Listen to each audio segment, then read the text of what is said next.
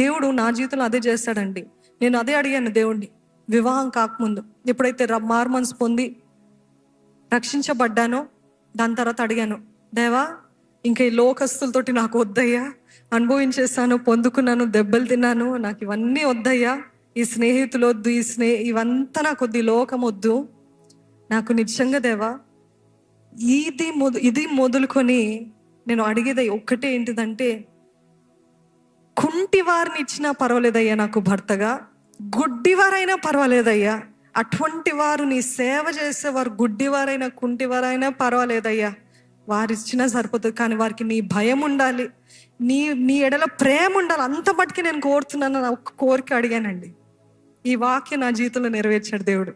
అడిగిన దానికంటే, ఊహించిన దానికంటే అత్యధికంగా ఇచ్చే దేవుడు అంట. Even more than we deserve. You might be సింగ్ ఐఎమ్ సో అన్క్వాలిఫైడ్. నాకైతే ఎప్పుడు అనిపిస్తుంది, రాజుగారికి నేనేంటి, ఆయన ఏంటి, నేనేంటి అని అనిపిస్తూ ఉంటుంది.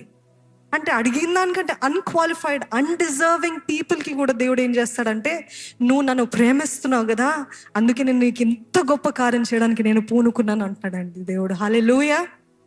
ఆయనని ప్రేమించే వారికి ఎప్పుడు కీడు చేయడు.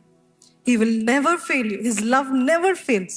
If you love Jesus truly, madly, wholeheartedly, దేవుడు అంటున్నాడు, ఊహించిన దానికంటే, అడిగిన దానికంటే అత్యధికంగా నేను నీ కోసం చేస్తాను అంటున్నాడండి.